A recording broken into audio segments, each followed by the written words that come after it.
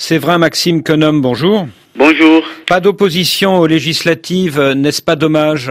A priori, oui, mais si tel est le vœu ou la volonté de l'opposition, que pouvons-nous? Pourquoi dites-vous que c'est la volonté de l'opposition? Voyez-vous, l'Assemblée nationale a voté une série de lois qui ont induit une réforme à la fois du système partisan et du code électoral. Il s'agit de lois qui mettent à la charge des partis un certain nombre de formalités. Ceux qui ont pu faire les formalités iront aux élections. Mais un parti comme les FCBE de l'ancien président Boniaï, qui a déjà une trentaine de députés à l'Assemblée nationale, il devrait normalement continuer à exister, non? L'opposant Éric Oundété compare ces partis qui ne sont pas mis à jour à ces couples qui se sont mariés sous un régime ancien et qui restent mariés sous un nouveau régime. Ont-ils l'obligation de devoir se remarier? Voyez-vous, comparaison n'est pas toujours raison. Nous avons des lois qui sont très claires et je crois plutôt que nous sommes là en présence d'un syndrome lacunaire. Les anciens partis se conforment aux dispositions de la nouvelle loi et un délai a été prescrit pour cela. Alors, est-ce qu'il s'agit d'un vieux mariage ou d'un nouveau mariage?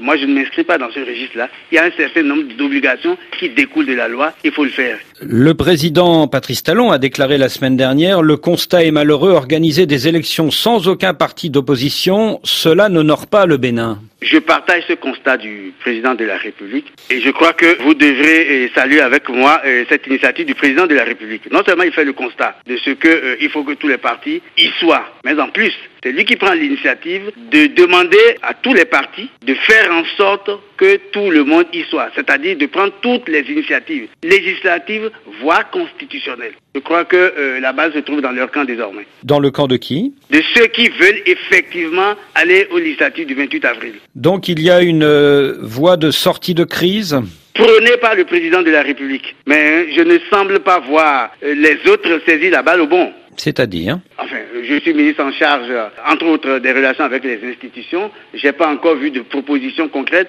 Le président de l'Assemblée nationale, que le président a chargé de cette formalité, ne m'a pas fait savoir qu'il y a eu un projet, une proposition de loi quelconque destinée à trouver la solution. Alors si, il y a une proposition concrète, elle vient de l'ancien président Nicéphore Soglo, c'est le gel des réformes électorales de l'année dernière.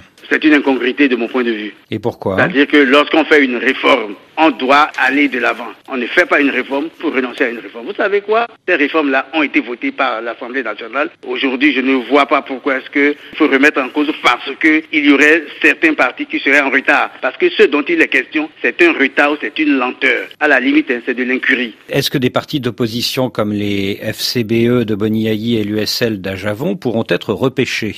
Ça, nous avons là à régler un problème politique. La décision appartient aux politiques et à l'institution la plus politique qui soit l'Assemblée nationale. Voilà donc pourquoi le président de la République, je salue son initiative, a souhaité que le président de l'Assemblée nationale prenne le lead pour proposer assez rapidement une solution qui ne passe pas forcément par le gel des réformes. S'il n'y a pas de parti d'opposition aux législatives de cette année, ne craignez-vous pas que l'image de la démocratie béninoise ne soit entachée? Oh, c'est relatif ce que vous dites. L'essentiel est qu'il y ait une élection transparente.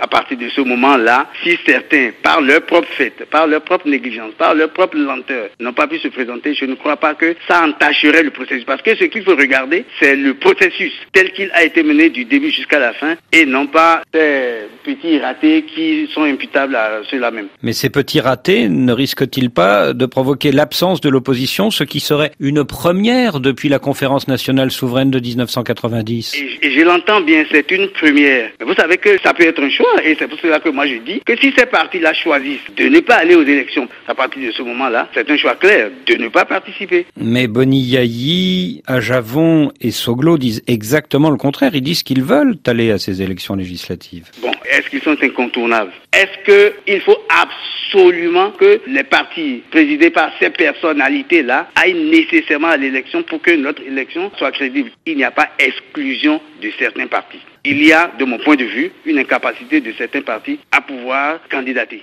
On a appris hier que le président de l'Assemblée nationale, Adrien Ounbedji, avait été convoqué à la brigade criminelle de Cotonou sur instruction du procureur de la République. Pour quelle raison?